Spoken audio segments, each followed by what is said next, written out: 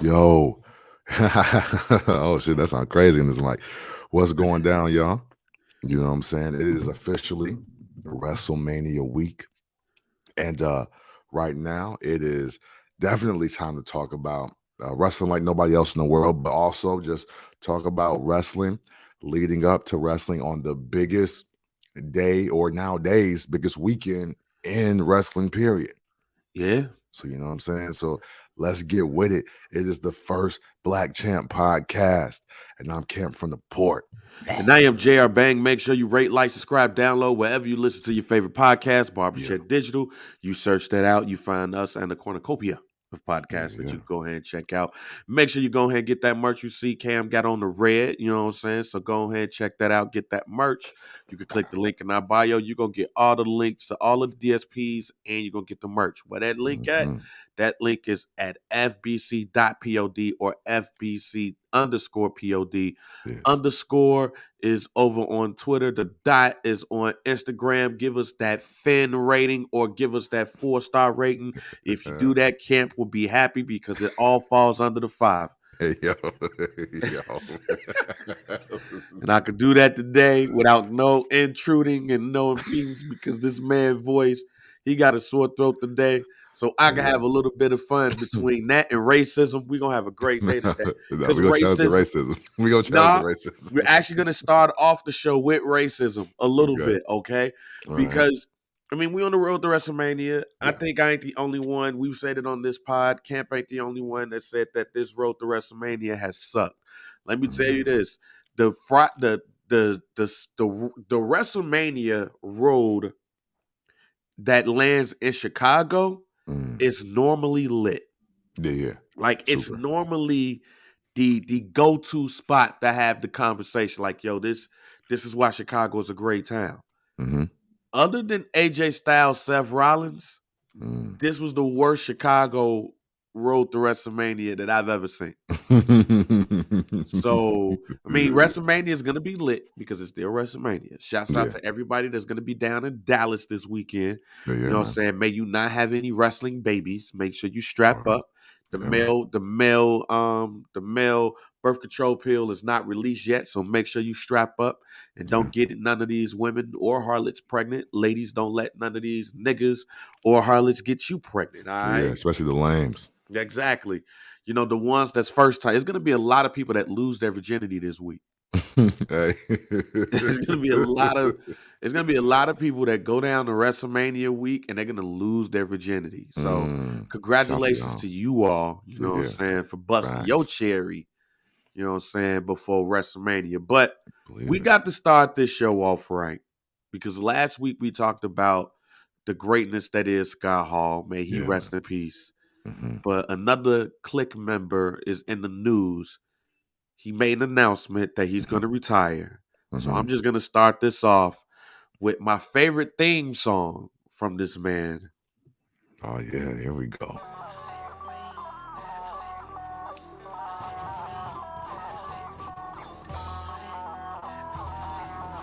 Yeah, turn it up a little bit. Ladies and gentlemen, Triple H announced his retirement from in-ring competition.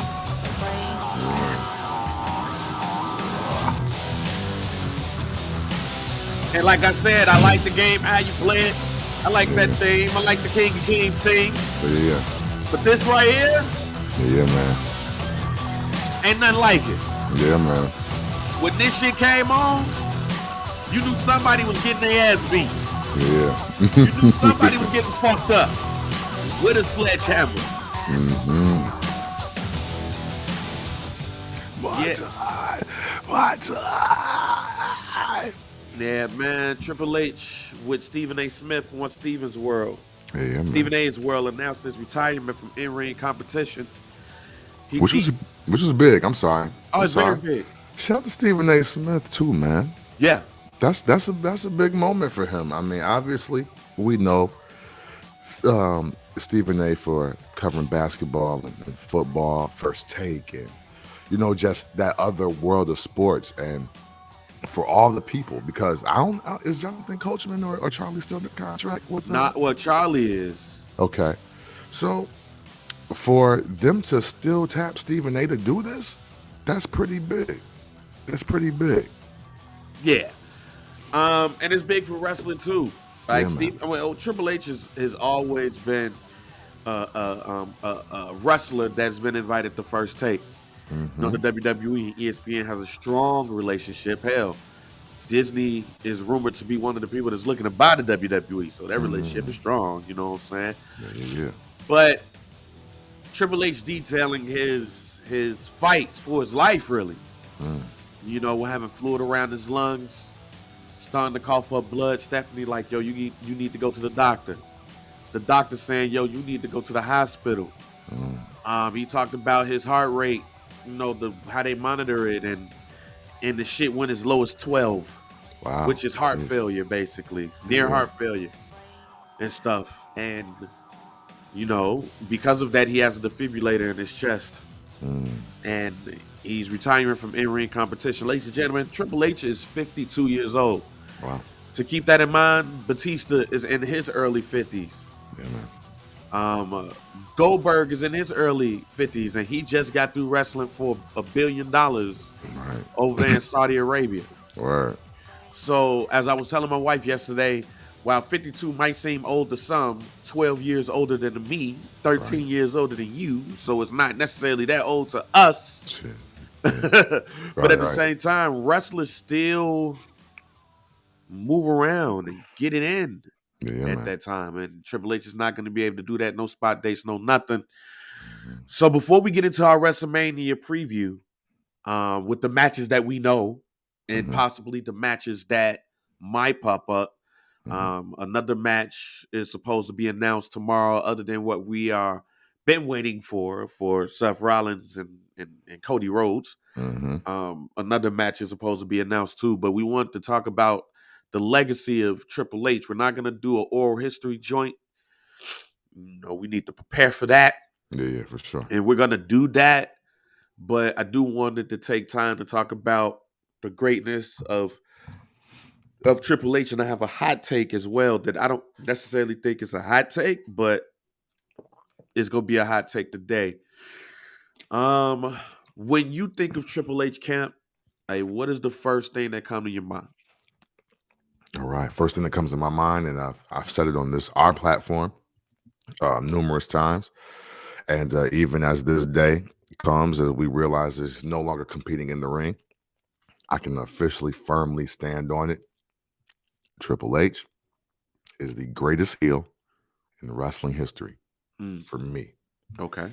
So I don't think where we sit at in wrestling that suffices as a hot take.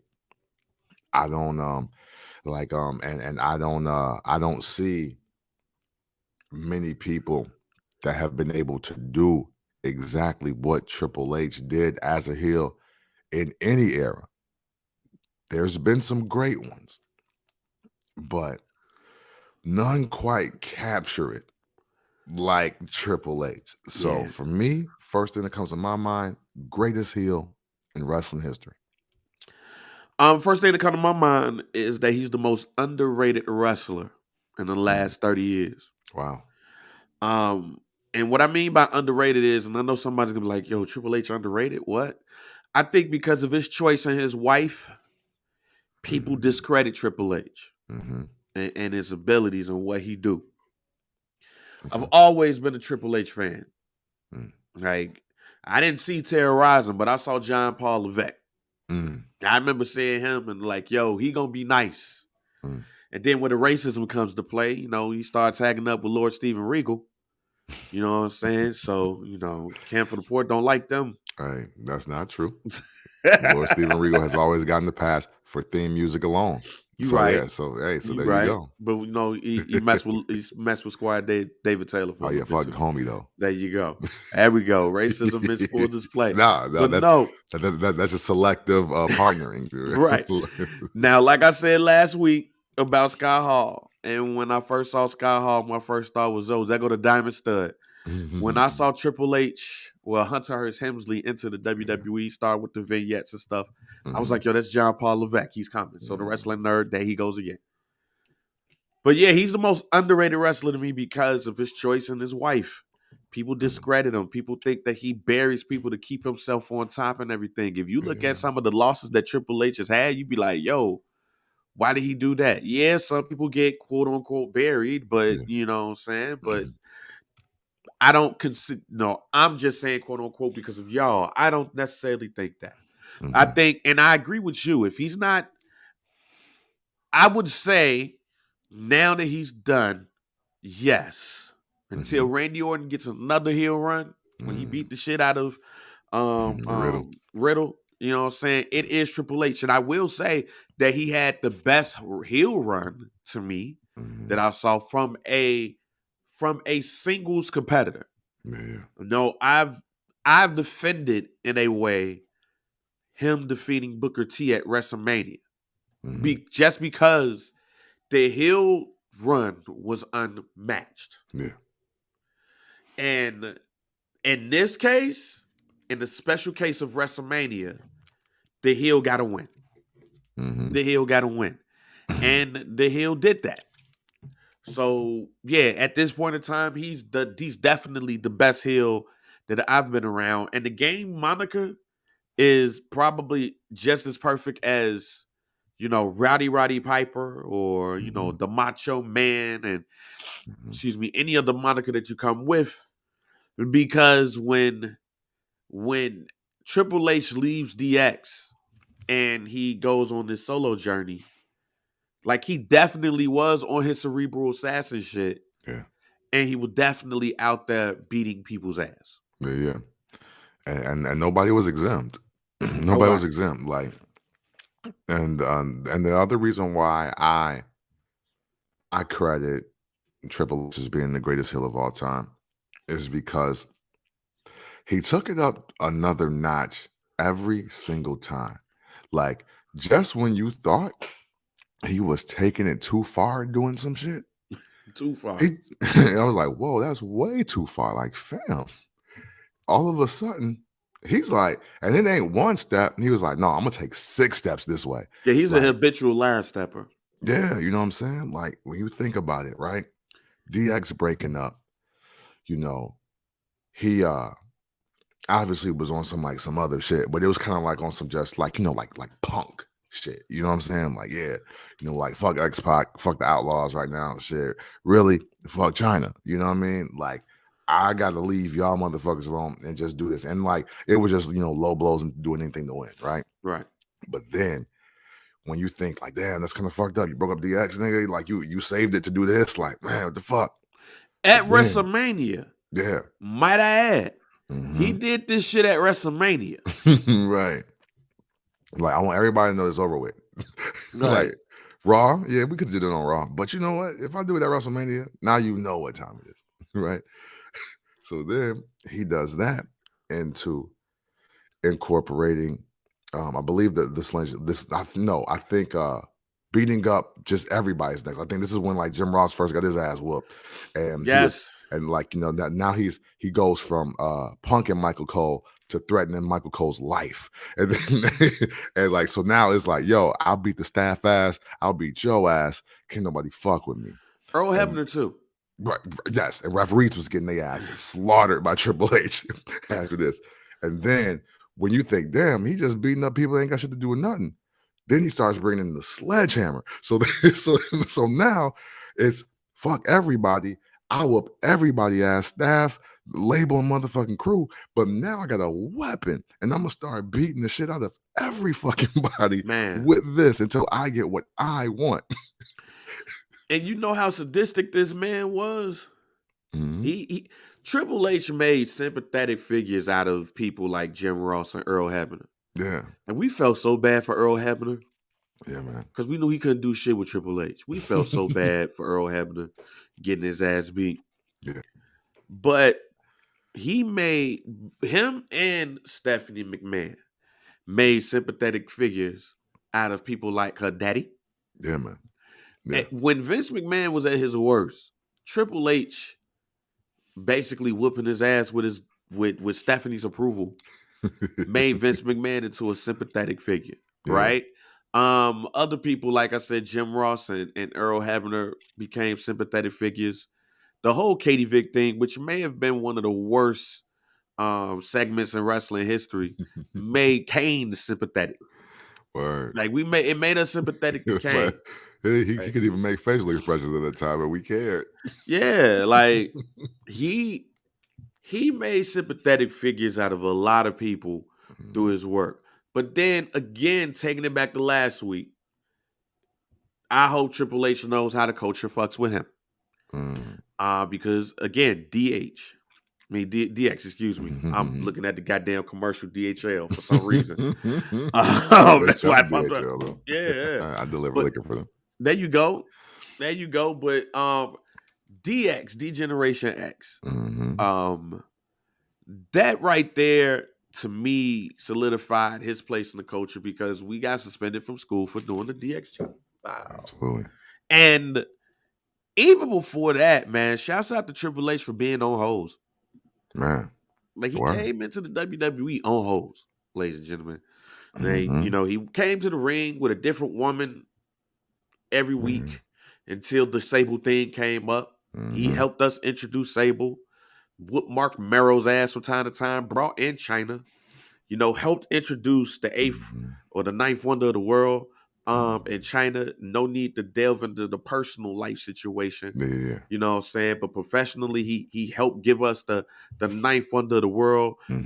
His time in DX, him taking over DX. Like you have to understand that when Shawn Michaels, in a sense, take his sabbatical, you don't know what's going to happen to DX. We don't know if Triple H is going to be a top-notch wrestler. We don't like a top-notch character. We don't know if he's going to be, high card person.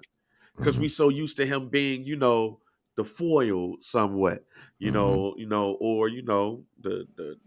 the winning the European Championship the way that he did. We just think, he's just like a side player in this, and he quickly takes DX and takes them to new heights. But to get on his sadistic shit, you have to look at him versus Shawn Michaels at SummerSlam. In pure height of I don't give a fuck about nobody, because that is one of the few times at that time that I marked out over anything. When he wrestled in the non-sanctioned fight with Shawn Michaels and he hit Shawn Michaels in the back with the sledgehammer. I don't know about you. Now, I'm grown at that time. We're grown at that time. We know this shit for what it is. Right. I'm like, damn. Yeah, man. The story told of that outside of the ring really is what helped the story inside of the ring. Yeah. Because remember when Shawn Michaels left, obviously hit his back on the casket, boom, boom, boom. Then we hear, oh, damn, he wasn't going to show up to WrestleMania. Damn, against Austin. Wow, it was that real. So and then Jim Ross, the art of selling the story, even when a guy leaves and comes back. You got to look at it like, I really thought that no matter what Shawn Michaels did, I felt the wrong hit to his back was going to cripple him for life. I really believe that. Even as a grown-ass 20-something, I was like, yo, he about to fuck up Shawn Michaels for life, bro. Shawn Michaels ain't going to be back next week. Right. You know what I'm saying? It's over with. Right. So, no, so salute to all three of them for they really made you believe, even in your 20s, they made you believe that, yo, wait a minute. It's like, fam, you can't just wrestle, bro. Yeah. Triple H, man, and like I said, we're going to do an oral history on this, so we're not going to give up too much. But, yeah, man, Triple H is just one of those people when he came across on the screen, you was going to love him, you was going to hate him. Yeah. And probably even more importantly is that he gave you something each time. For sure. He just gave you something. And even when, doing the spot dates and becoming an authority figure and all of those things, he's really one of the smartest wrestlers ever. Yeah. That's why when people say, well, Stephanie McMahon, nah, G. Like, and then giving us NXT. And it was great to see all of the people that went through NXT showing him love and everything. Like, Triple H gave us something. Was simply put, he helped give us what we see in the top wrestlers that we have right now through that platform, taking it over through that platform, giving us the performance center, all of those things. So Triple H may have changed the game in more ways that we will understand until, maybe 10, 15 years from now. So.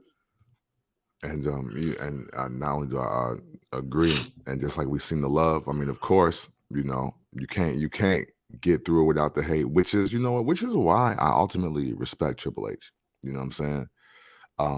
If you look through enough docs and you see enough people on Twitter, you'll see that even some of the biggest stars and some of the what ifs, they be like, you know what? Triple H, it's fuck homie on the low, but I made it anyway. Edge and Jericho, I always think about when I think of that. Of course, Ryback got his shit off a little bit on Twitter. Yeah, he did. And you know what? I get what he's doing, and what's so funny is I don't think he still grasps the fact that the best way to prove him wrong would be to become great somewhere else besides Twitter. Yeah. But and you know what? And I felt so bad for him getting killed. I was like, man, I actually met Ryback, man. He's actually not a bad guy. Now, look, I don't know what that translated to in the wrestling because, again, Daniel Bryan was punking him out. So I don't know. Yeah. but he didn't have anything favorable to say about Triple H. And I think what's also very cool and noteworthy about Triple H is that although he's never been the Crockett, Gagne, McMahon guy, he is one of the faces of, he said I wasn't going to be shit. He always believed in me person, and it happened or it didn't. And people want to talk about it. So just for even him being in that space, not being the guy until obviously NXT is his baby, but we're talking even before then. Triple H he's been that guy of this era and the last era even that's been synonymous with well, he said I wasn't gonna be shit, but look what I became. Or he always believed in me. Yeah. And look, I did it. And and we have that name and face to put him with. So that's also just something very special about the career, the life, and the times of Triple H. And the other thing is, which makes him one of the most underrated wrestlers of all time to me, is that he had a feud with everybody. Yeah. Kane, Undertaker, Shawn Michaels, Rock, Stone Cold, Angle. Kurt Angle, Big Show. Orton. Orton, you name it.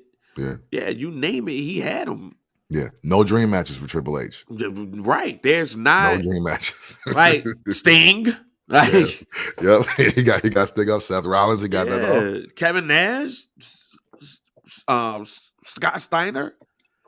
Yeah, like he got him on Ultimate Warrior. Like even though that was like 15 seconds, like he got Hulk Hogan. Yeah, like he got him off against anybody and everybody. Took the L when needed, got the win when needed. Like the matches with the Undertaker, the match with the Undertaker at WrestleMania. You know what I'm saying? The fuse with Shawn Michaels and Randy Orton, John Cena. You know what I'm saying? You name it, he got him. Yeah, man. You can't. You really. If I were to look at it, if I was Triple H and I were to look at my career, it's like shit. I really got him off against everybody, even some of these new cats. Daniel Bryan. Yeah. I really got him off against everybody. The Shield. Like people look back. People need to look back at that Shield evolution run and how that shit was giving us some of the best matches in Buddy's career, late into it. People need to look back at, his promos against Seth Rollins. Basically telling Seth Rollins, yo, you trying to make these fans happy, fam. You a bitch. Like, in all words. Like, that man literally gave you everything. Yeah. Triple H definitely brought calling you a puss. Yes, he did. Yes, he did. And he had women, flash for us. Oh, yeah. Women ain't showing their titties on wrestling in the stands until Triple H requested it. Yes. Like Triple H's career could have went a couple of ways. He could have been the new age Ravishing Rick Rude. Or, he could have been something else. But he was who he was. To me, one of the most underrated again and most unappreciated wrestlers that we have. So, hopefully, we start looking at Triple H the way we should look at Triple H and give Triple H his flowers. Word. Because everybody but Ryback seems to be doing that right now. Word. And Triple H is definitely one of those. Triple H is definitely one of those people that you had just mentioned. Like, if I don't fuck with you, I respect the hell out of you. Yeah. At the end of the day, because of what you've done for this business, probably what you've done for me, and even seeing some of the things that people at NXT said about him before this retirement. AJ Francis, Frank said that he basically gave them creative control over their character. It's like, hey, y'all, that's y'all. Right. Yeah, that's y'all culture. Who am I to come up in here and try to make y'all PN news? Right. Word. You know what I'm saying? So, man, salute to that man. Salute to that man, Triple H. And we're going to do a oral history. We'll probably end up doing it next week because next week is WrestleMania weekend. Yes, sir. So, 2 nights. Also, I mean, if it's probably going to be a great time to do it, that is the great time because it is WrestleMania weekend. And think of some of the WrestleMania moments that we got off of Triple H. I think from the Booker T stuff, and some of those other matches to even something that's underrated, which is legitimately the first Undertaker match. Yeah, the one that even promo tried to get us to be like, no, it never happened. It never happened. We was there. We was there. We watched it. It ended in the audience. I remember. Yeah, because I was like, wait, the match over, but they ain't even. Right, which basically is going to be Stone Cold Steve Austin and Kevin Owens. That's basically what that match is going to be. So we're going to go on and just go straight into our WrestleMania predictions. WrestleMania 38 is next weekend, April 2nd and 3rd out in Dallas, Texas. That is also Lando Day weekend, Lando Day 3. You know what I'm saying? So, I'm not going nowhere that weekend if it's on the 1st because, it's Lando Day. Yeah. So, there's a lot going to be going on that weekend. Damn, 3 already, huh? Yeah, he's 3. Yep. Wow. Shit. Wow. I remember you making the video announcement. Man. I swear that just happened. Right. Then 2 weeks from that, on the 14th, is Liam's first. Yeah. Wow. Bang been skeeting on FBC Pod, all right? Yeah, so absolutely. Y'all, if you've been listening to this podcast for at least 3 years, I've had kids too. Man. So hey, that's how life goes. Wait, no, it's Trey. Yeah, okay, yeah. I was like, Trey was before. Yeah, Trey's 7. Trey I was gonna be like, but that's cutting it close. You almost had all your kids through his podcast. Yeah, you heard Trey in the beginning crying and shit. That's true. That is facts. But man, WrestleMania 38 is going to be going on in Dallas, Texas, AT&T Stadium, the home that Jerry Jones built. The most stupendous 2-night event in WrestleMania history. I ain't gonna lie, I hate the word stupendous. It sounds clownish to me, but question. What's up? I'm sorry. Because of everything you just said, even with stupendous, right? Do you think, and I'm going to ask this question to the audience as well, do y'all think that the road to WrestleMania has been super Reggie because of where it's going to be? No, I think. Okay. Nah, I think if anything, this was the time for it not to be Reggie. Is that Jerry's world? This is going to be over 100,000 people going to be up in this joint. This might be the most people in an arena in WrestleMania history. This ain't the time to be Reggie. You be Reggie at the Mercedes Benz. No, not even that. No, you be that in Anaheim. Hey, You know what I'm saying? You be Anaheim, that. get Reggie. Right. You be that in Rockford. You know what I'm saying? Yeah, hey, shout out to the Metro Center 815. There you but go. Yeah, we don't need all that for that. Yeah, you don't need all that for that. You don't do that at Jerry's World. You don't do that at Mercedes-Benz Stadium. You don't do that at Rosemont Horizon. You don't do that at MSG. You don't do that at those places. Right. SoFi Stadium. You don't do that in Vegas. No, you save the mid for Tallahassee. You save the mid for I ain't even go front Bridgestone. Save it for Bridgestone, Nissan Stadium. Yeah, I ain't go front. This ain't the time to be mid. This was the time for it to be lit. And to keep it a buck, that's probably one of my biggest disappointments about this road to WrestleMania, is because this right here should have been major because of where it's at. But it does not feel major to me. But we all know it's WrestleMania, so on April 2nd and 3rd, things are going to change. Well, maybe, because let me just say this too. Okay.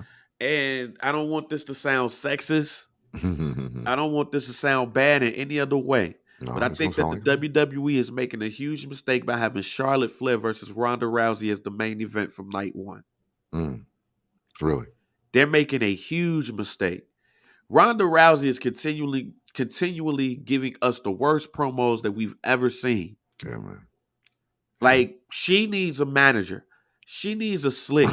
She needs a Paul Heyman. She needs a Bobby the Brain Heenan. She needs somebody where she could just sit Harvey Whippleman at this something. Point. She needs somebody, Jack.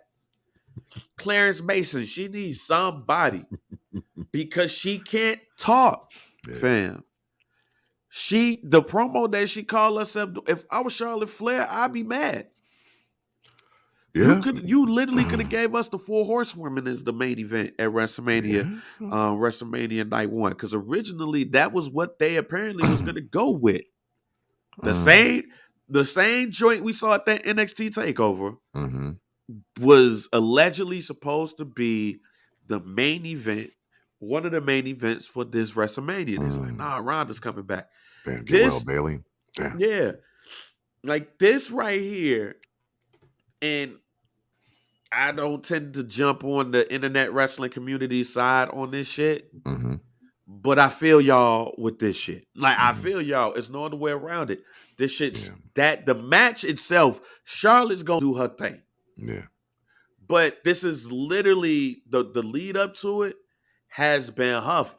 I even told my wife was like, she likes seeing them fight. And I said, I was like, I understand why you like seeing them fight. Like, you like seeing Ronda fight because you know who Ronda Rousey is, but like, she don't even do what we need her to do in this match to make this match look good. What do you mean? Did she heard her talk? And she was like, okay, I understand. And then when I pointed out to her, like, yo, she barely even likes to sell these moves. And she started, and I had to explain to her what that is. And she was like, oh, yeah, she don't do that. Oh, you supposed to do that? It's like, yeah. I thought it's supposed to make it as real as possible. And being she's a real fighter, like, nah, gee, this. Well, that's the other. I mean, shit, we've seen her get her ass cleaned. Exactly. I said the last 2 times she got her ass beat, and then the last time she looked like she was about to cry in the ring, and then she ended up crying in the ring. So mental health and all that shit aside, I was worried about these right here. I was worried about them. The way she was crying that last one. Man, a lot of people was, but. At the end of the day, man, it's like, but let's start with Friday, right? Because we got WrestleMania Friday. We got 2 matches that have been announced for WrestleMania Friday. Let's start with the Andre the Giant Memorial Battle Royal, which is going to happen on SmackDown this Friday. Don't know who's going to be in it, but we know it ain't going to be a lot of the people that's on the main card. Right. Now, last year, I was right with Jey Uso. They ain't do no shit with it. Right. So of course this is either one. Right. So this is gonna be somebody that wins a battle royal and they don't do shit with them. So who's somebody that could win this battle royal and they don't do shit with? Rick Boogs. Oh, okay. That's my pick. Rick Boogs. I was kind of leaning towards Ridge Holland until Big E had his neck broke. Yeah. But yeah, I'm going Rick Boogs because he's worked his way into something. And to be real, the other two dudes that I would have picked for this would have been Austin Theory or Pat McAfee. To be real, that's my three: Rick Boogs, Austin Theory, Pat McAfee. So I'm going Rick Boogs. Rick Boogs is out here looking like swole Freddie Mercury, so I see it. You know what I'm saying? My pick is Madcap Moss. Another great. I literally crossed. Boom. But yeah.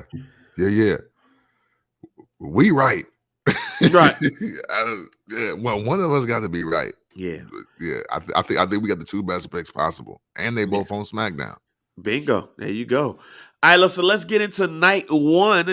So we're gonna go through the matches that have been announced, and then we're gonna do two matches that are rumored to be announced. As we record this on Sunday morning, on Monday it is expected we are expected to hear Cody Rhodes versus Seth Rollins. Yes. For WrestleMania, which is a match that definitely can't wait for.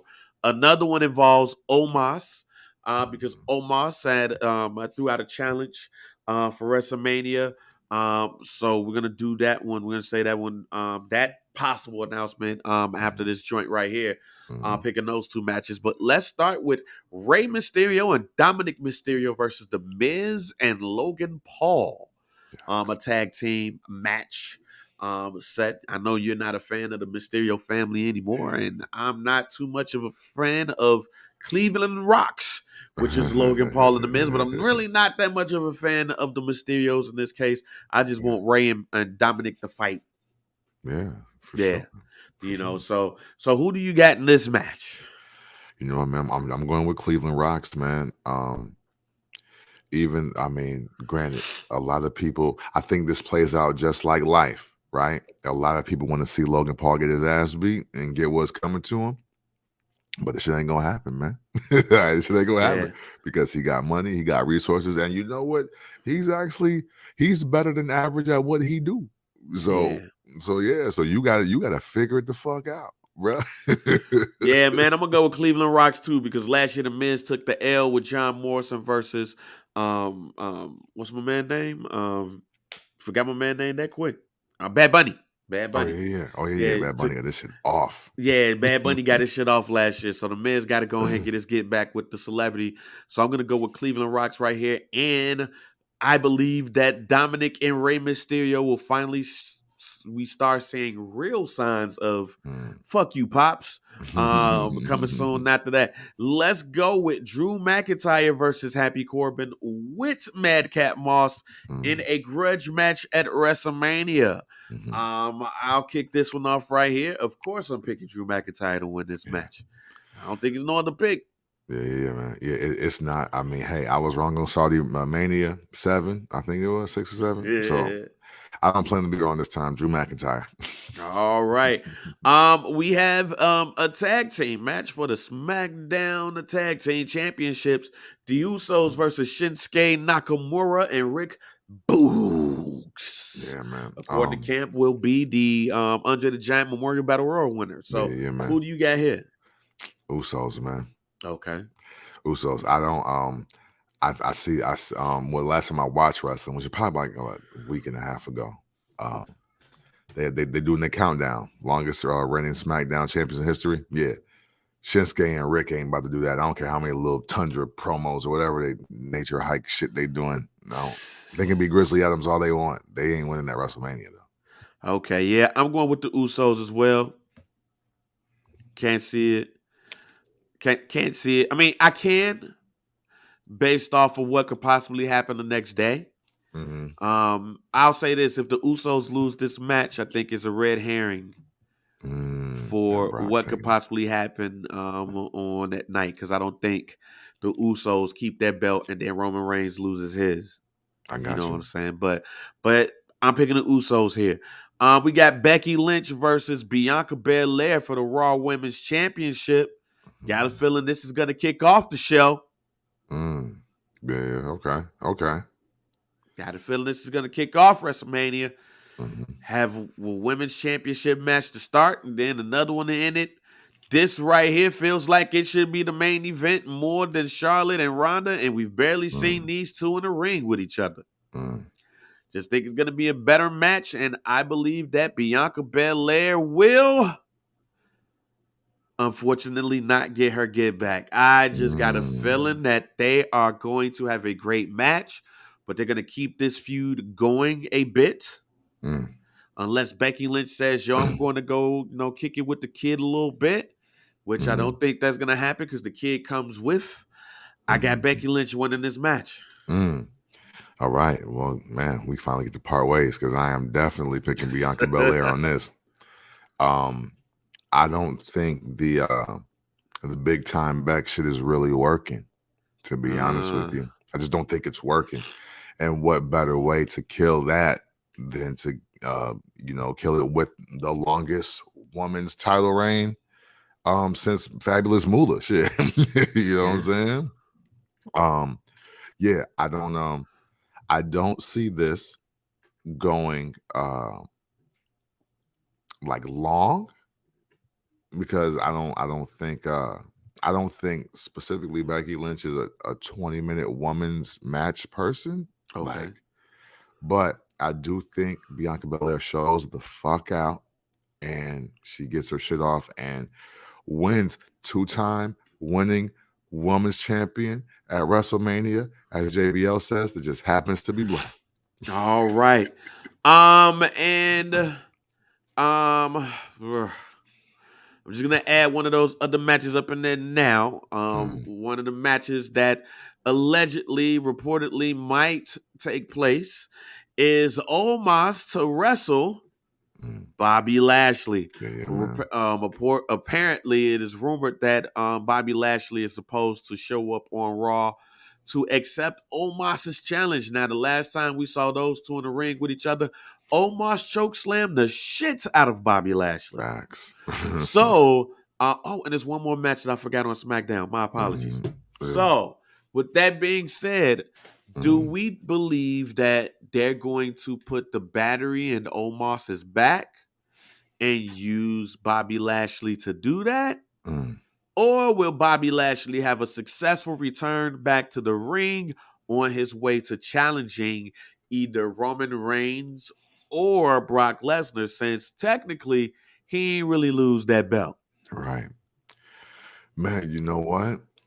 This is a first black champ audience. This is the first. This is the first time two black men will go into WrestleMania with no title on the line, and somebody is gonna win and get boosted in a real way, no matter what the fuck happens. And I want you to say that. I'm glad that you said that because of the last time that we saw two black men in WrestleMania was the year before, which is Apollo Crews and Big E. Yeah.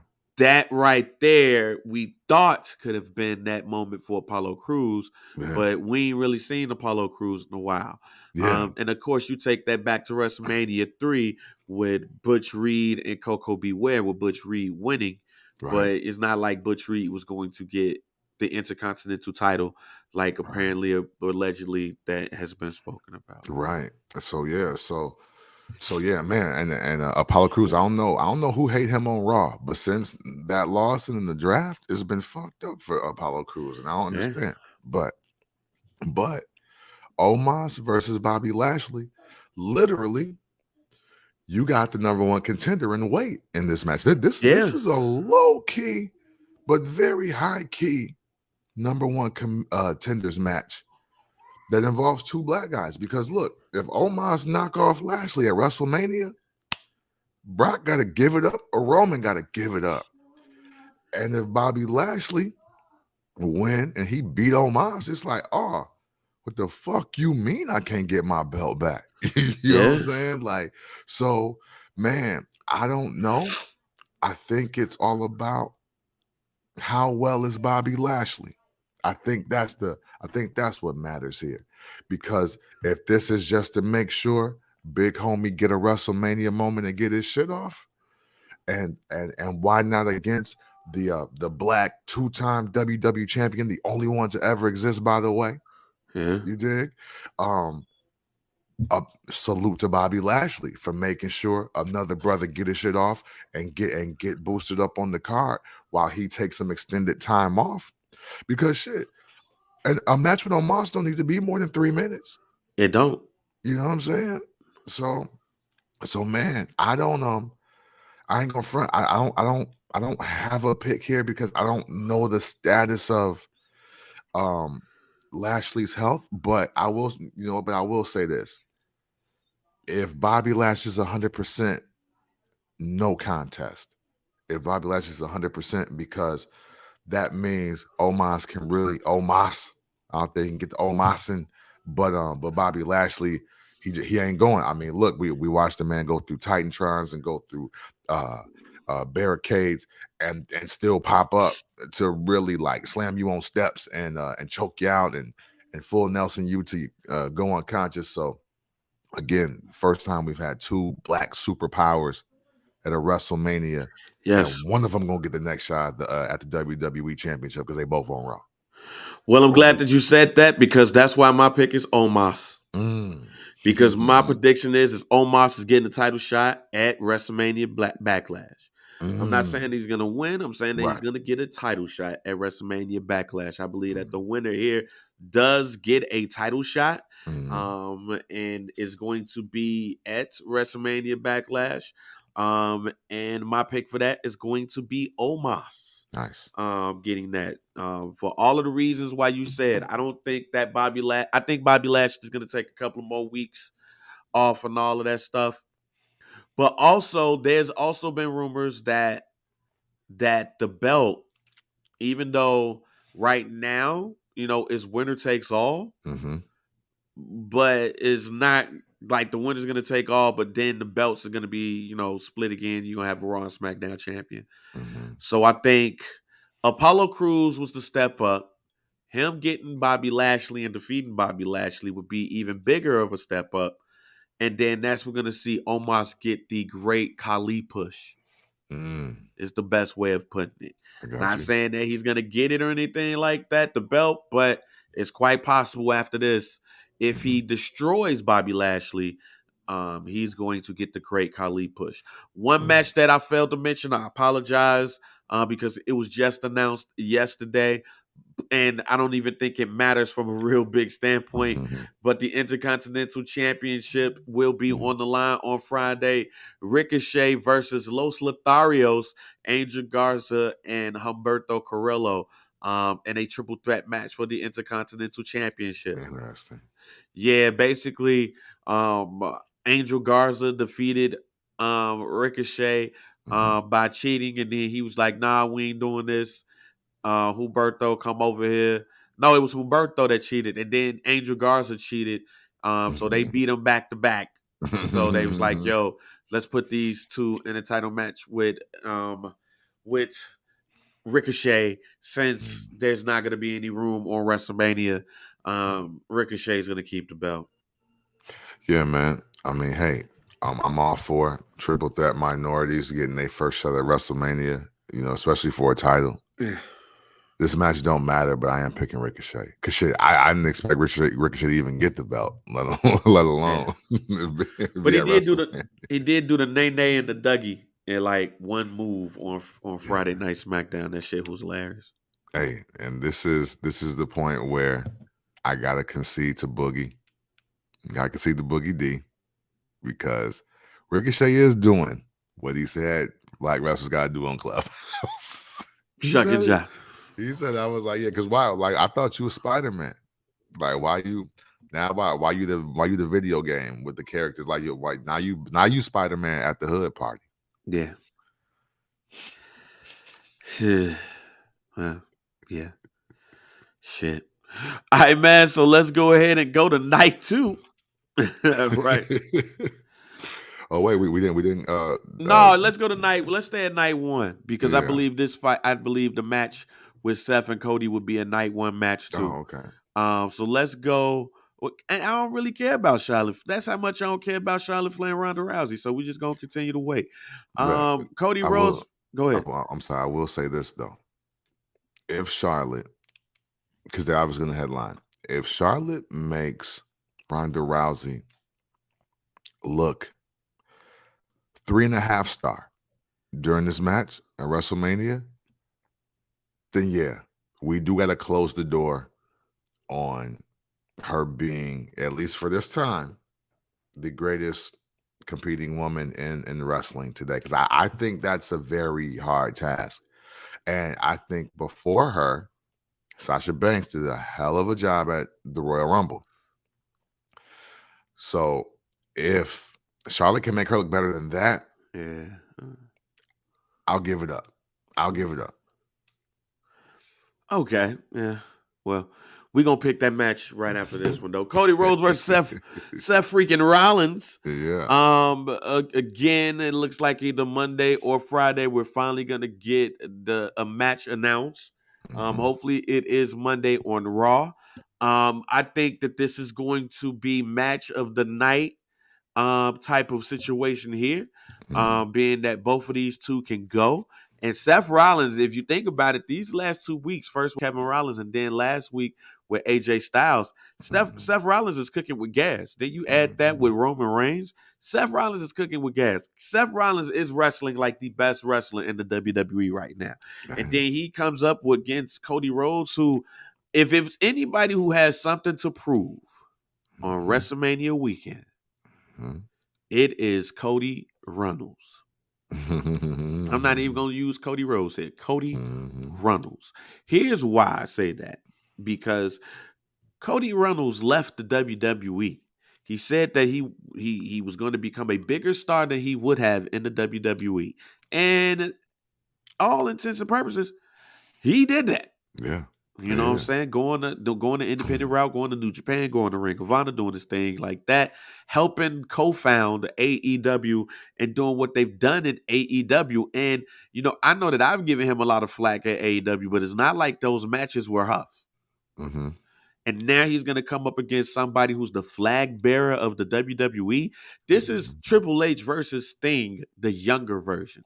This is Sting versus Bret Hart, if it ever happened at a WrestleMania or Clash of the Champions or Starrcade or whatever. This is a flag bearer of the new organization, because I don't think the WWE is going to skate around the fact that he just left AEW. I don't think that's going to happen at all, ladies and gentlemen. If Mickie James could come to the ring as the Impact Wrestling Champion, I don't think you could skate around that. Yeah. So, with that being said, we're going to get, I think, the match of the night, and I think that Cody Rhodes is going to beat Seth Rollins. Oh, wow. Oh, that's what you think. Here's why I think that. And I know it's probably a shock here. But if it's anybody that's willing to take the L to Cody Rhodes to keep it going, it's Seth Rollins. Okay. It's Seth Rollins. Very fair. And that's like this. Seth Rollins is the Chris Jericho in this case to me. That's why I'm picking Cody. Because if Cody also comes into the WWE and loses match 1, all the momentum leaves. All the momentum leaves. Okay. I think if he loses, the AEW fans is gonna be like, see, they trying to tear down our company, and the WWE fans is gonna be like, oh, this is just like he left. So I'm picking Cody Rhodes here. All right. Not clean. Okay. But Cody Rhodes for the win. But you know what? I'm gonna stick to everything that I was gonna say. I learned from you, Bang, that you just don't pick the Rhodes family. You just don't pick the Rhodes family when we're dealing with the WWE. Man. And I'm picking Seth freaking Rollins. Even though everything you said makes perfect sense, I think Vince will have way more joy letting Michael Cole talk the shit up of Cody being back in the WWE, back at WrestleMania, the grandest stage of them all. And while, Triple H is probably, maybe he don't even make it. He may be just at the comfort of his own home. Hopefully no polyps, no complications. He's sitting there. And he was like, yeah, that's the guy that fucked up that throne, Yeah. Vince, And that's the guy that was always referring to the other company and how we can do it this way or that way. Now, I think all those promos that Cody cut year 1 of AEW Dynamite is going to be like, hey, man, do the best you can. But know where the fuck you at. And it's like, hey, man, no. Hey, look, you know what? I know you're great. But you know what? You've never been better than my guy. And my guy has always been Seth Rollins. Let Kenny Omega talk, that Adam Cole talk, that you talk.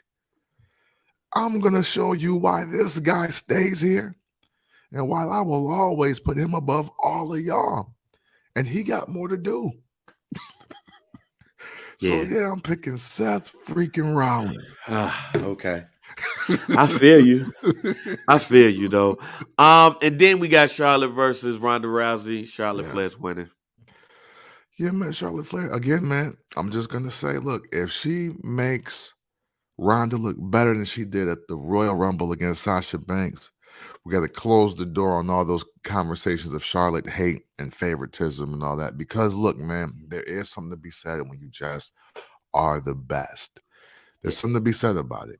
And what we are learning is that, you know, we're 5 years removed. Well, no, it's 2022. We're 7 years removed from that. Oh, my God. This women's wrestling division is so stacked. Everybody can have 5-star matches. Everybody can be so great because you know what? What we learned? That's not true. Yeah. It's not true. It's still the 4 horsewomen, specifically 3 of the 4. And then there's Bianca and a couple other ladies. And then there's everybody else.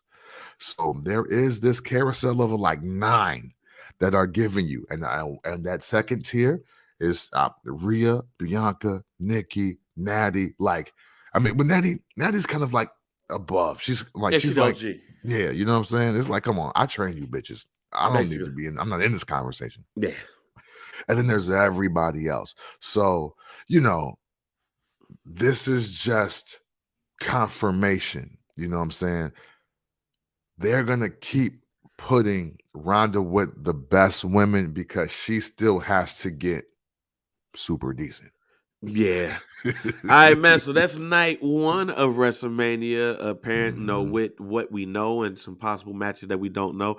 Let's go ahead and go over to night 2, April 3rd on the Sunday. The big night, the big night, the big night. Ladies and gentlemen, let's go over to the 4-way championship match for the women's tag team championships. Queen Zelina and Carmella, they've been, fighting each other. Sasha Banks and Naomi team Bad Part 2. Rhea Ripley and Liv Morgan, Natalya and Shayna Baszler. I'll kick it off and say, let's just go ahead and give the belts to Sasha Banks and Naomi. Let's just go ahead and give it. I would have said Rhea Ripley and Liv Morgan because I think it's time for Liv Morgan to have something. Matter of fact, you know what? Nah.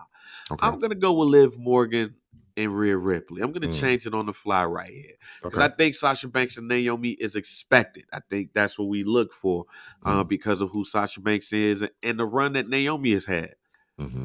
But Liv Morgan winning the belt on Sunday would be so lit for fans because she is the underdog always. Yeah. So I'm gonna go with Rhea Ripley and Liv Morgan, and they just feel like a tag team to me. Okay. Yeah, so I'm gonna go with those 2. I dig it. And you know what? We always talk about WrestleMania moments, and that would be the WrestleMania moment of this entire weekend. Yep. And so I totally get it, understand it, and respect it. But I'm still taking Team Black Girl Magic, and because I was like, hey yo, I actually want to see them. You know what I'm saying? I like all of the pomp and circumstance and booty shaking that comes with Sasha and Naomi. Yes. Yeah. I like seeing black women with belts. Yeah. And I think this would be cool because I don't really want to see Sasha Charlotte for the SmackDown Women's Championship. I don't want to see that right now. Okay. So while I don't want to see that, like, let's have her do something else. What better than, hey, really the title she made famous at this point. Like the women's tag team championships don't matter unless Sasha Banks is holding them. So I feel you. You know what I mean? So I'm going to go Team Black Girl Magic to win in the Fatal 4-Way. All right, the next match, and I'm predicting this match to be match of the weekend. I know y'all gonna look at me crazy when I say this, but when you have somebody that appears on Jackass and do stunts for a living, going up against somebody that can have a great match with a broom, you're gonna get an amazing match. If they allow the things to happen. And I don't mean match of the night as far as like drop toe holds and snap mares and great wrestling moves. I'm talking about hijinks and everything. This shit is going to be amazing. It is going to be fun. It is going to be stupendous. It is going to be hilarious. Johnny Knoxville versus Sami Zayn in what is now anything goes match, ladies and gentlemen. So that means you might see members of Jackass come out there and help. You might see Wee Man out there. You might see Johnny Knoxville jump off some shit. This match right here is gonna have all of the elements of shock and awe, and with some hilarity to it. So I'll kick this off, Kent, by saying I don't give a shit who wins this match. That's my answer. I really don't care who wins this match. Word.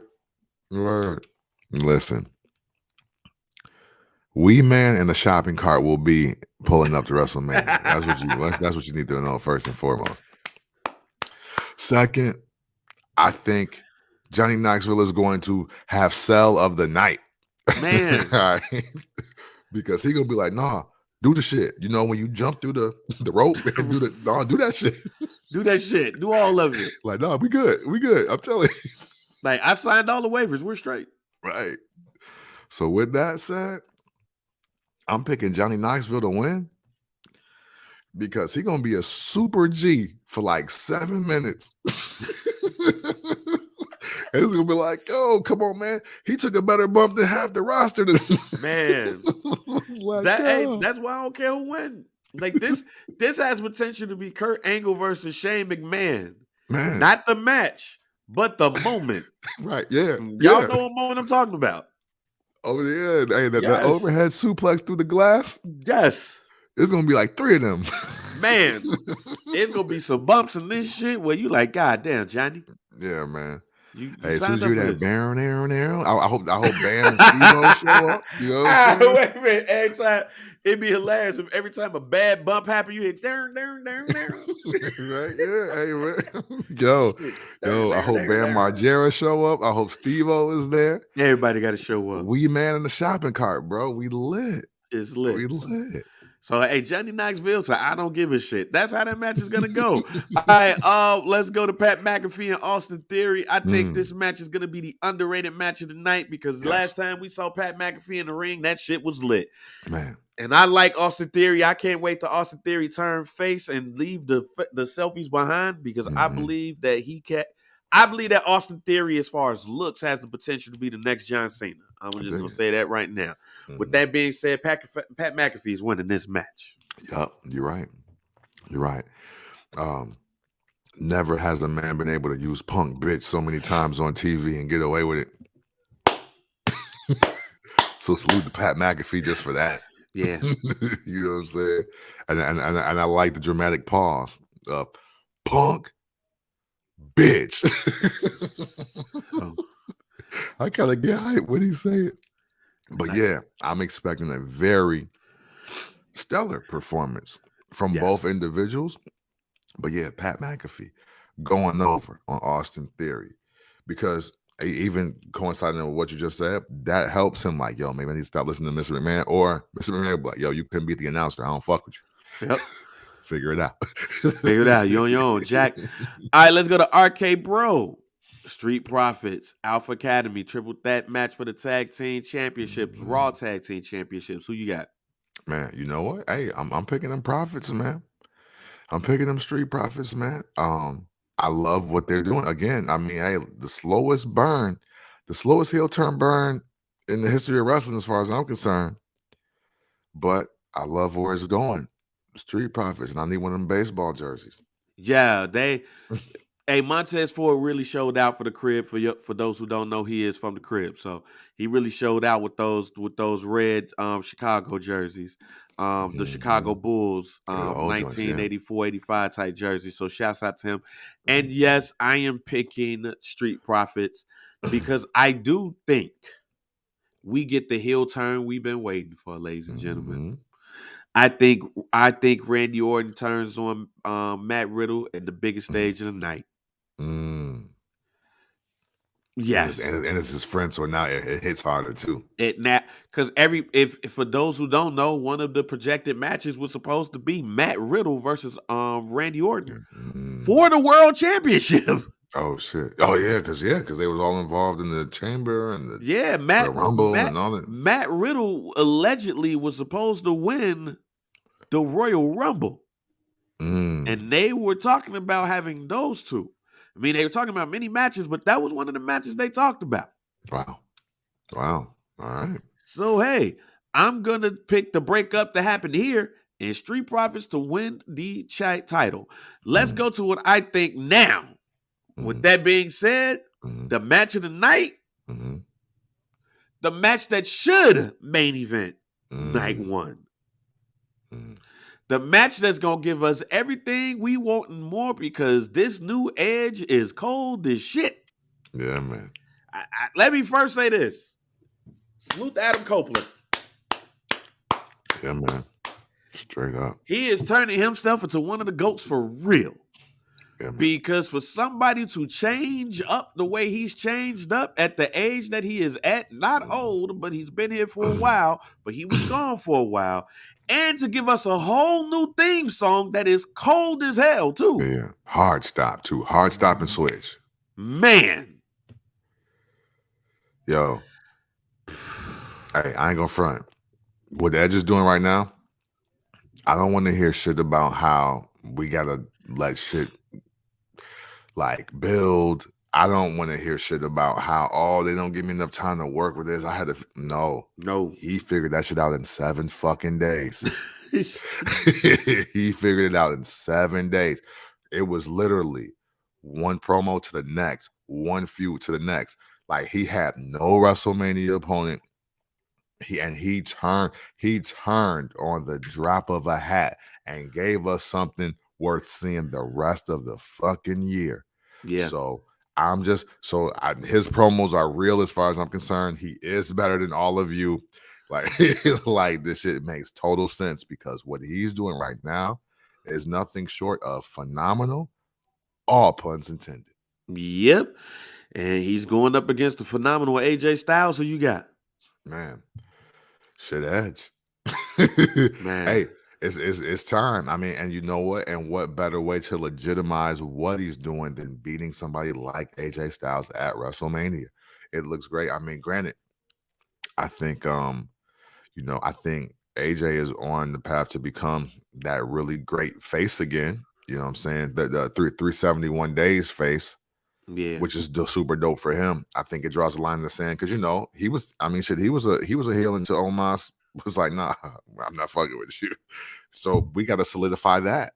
So what better way to solidify both of them switching sides than for Edge to go over him at WrestleMania? People be like, yo, I fucking hate Edge. Come on, AJ. And then they pick it up at WrestleMania Backlash, and then boom, maybe. That's the one AJ goes over. Then we get rubber match at WrestleMania. I mean, a SummerSlam or whatever, what have you. You know, man. I'm going to pick Edge here. Okay. My only thing is, does Edge need a world championship? No. I don't think so either. But the way he's going with this, he's literally going to have to say, I don't need that belt over there. Yeah. For me not to think that he's going to hold this belt by SummerSlam. Hey. Because I talked about the Omos shit and all of that stuff, and like, I get it. But if you tell me who looks like the world champion outside of Roman Reigns and Brock Lesnar, it's Edge. And Edge with this character, with the belt, that I'm better than you, And I've been bullshitting Edge. I mean, no, man. I mean, again, sometimes you just see it. Yeah. Sometimes you just see it. And they're just doing phenomenal work right now, man. Like it's very real. And the thing is, I don't care what you do to the US title. He don't need that. You know what I'm saying? Which is not on the card. So I wonder if that's going to be if Finn's gonna make it. Like, is he gonna make it out? Because I know he had an issue with his visa or some shit like that. So maybe we gotta we get something on the pre-show vibes, pre-show SmackDown vibes. Yeah, we'll see what happened with that. I just noticed that when you say U.S. Championship.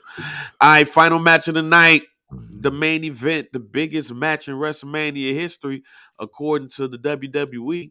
The stupendous match of the night, all of those things, whatever you want to say, and dude, call this match whatever it's supposed to be. It is what it is, a winner takes all match to unify the WWE and Universal Championship. Brock Lesnar, WWE Champion of the world, versus Roman Reigns, Universal Champion. Paul Heyman in this corner. Who wins the biggest match ever? Roman Reigns. Mm. Roman Reigns, man. What you're now witnessing, ladies and gentlemen, is the new legacy act. All right. Brock's legacy was already solidified before we even got here. Your other legacy acts are John Cena, The Rock, Triple H, Hulk Hogan, Ric Flair. We need a new legacy act.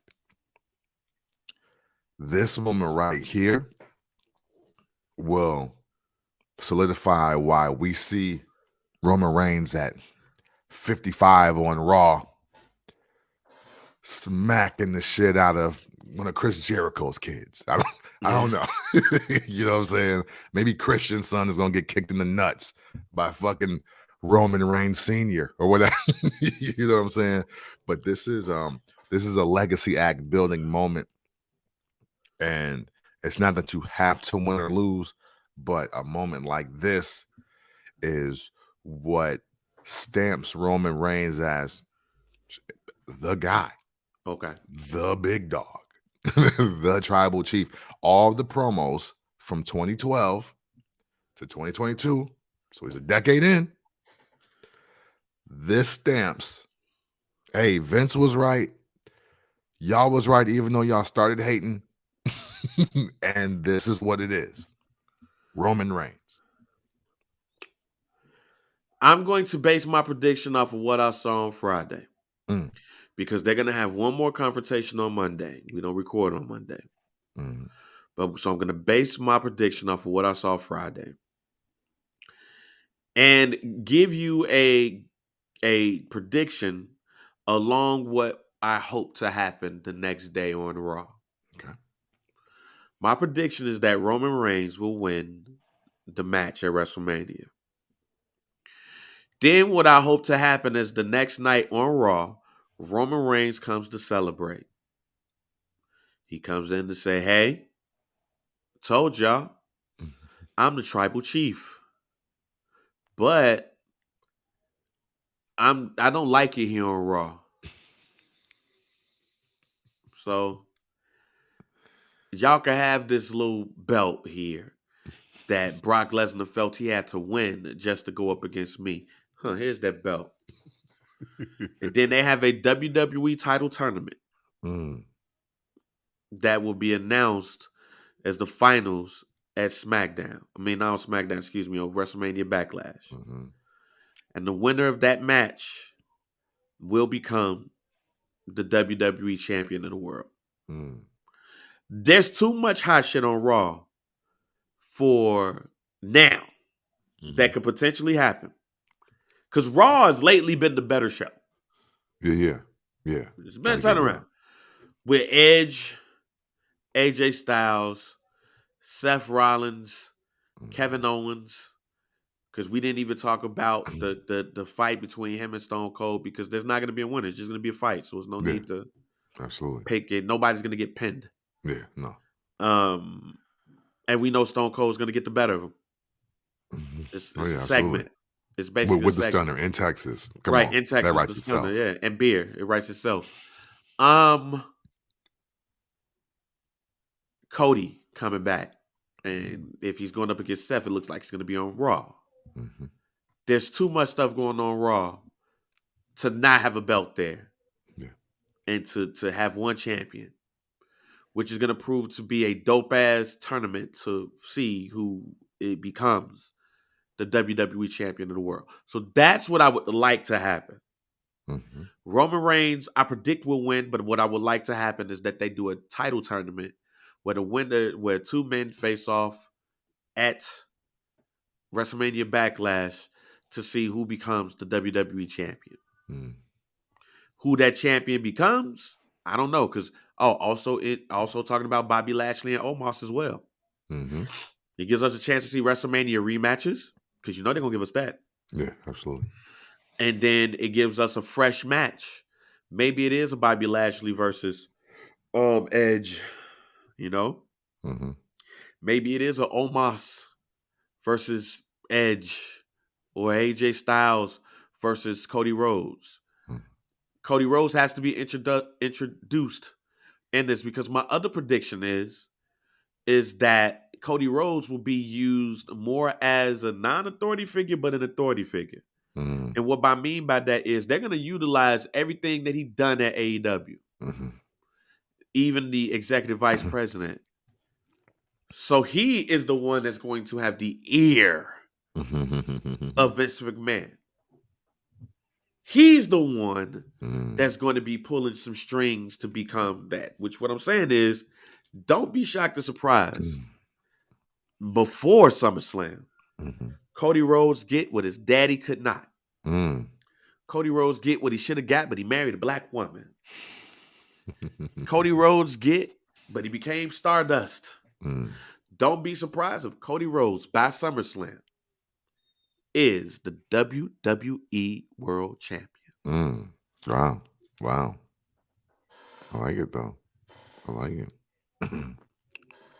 So, and he didn't get that AEW, so yeah, no. Hey, was, right. I don't know who thought that was, but no, he wasn't booking shit. So it probably was Tony Khan.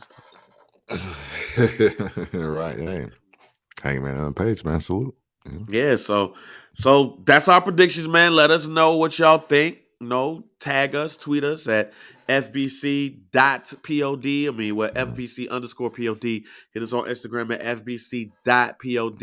Let us know what you think about our predictions. We'll talk to y'all next week, though. Yeah. Because we're going to talk about Triple H a little bit more, or history of Triple H, and something interesting that we saw on the interwebs about black people and these organizations, and why I guess we need to pay attention to one of them, and it ain't AEW or WWE. Yeah, absolutely, man. Yeah. So, hey, thank y'all. Thank y'all for tuning in to this week's episode, man. We always appreciate your likes, comments, shares, tags, conversation, debate, questions. Always greatly appreciate it. Before you finish, because the voice that you're giving us, because you do have a sore throat, the voice that you're giving us is straight Quiet Storm vibes. Yeah. So we're gonna start that over while I give us the music in the background. All right, Michelle, let's do it. Well, thank y'all, for tuning in to this week's First Like Champ podcast. The likes, the comments, the shares, the interactions, the tags, the questions. We always greatly appreciate it, and we want you to keep on doing that, because even though we would do the show without you, it's always better to do it with you, So, hey, until next time, if you ever want to talk about wrestling in an unconventional way, you do so by checking out the First Black Champ podcast. Camp, bang, we are out.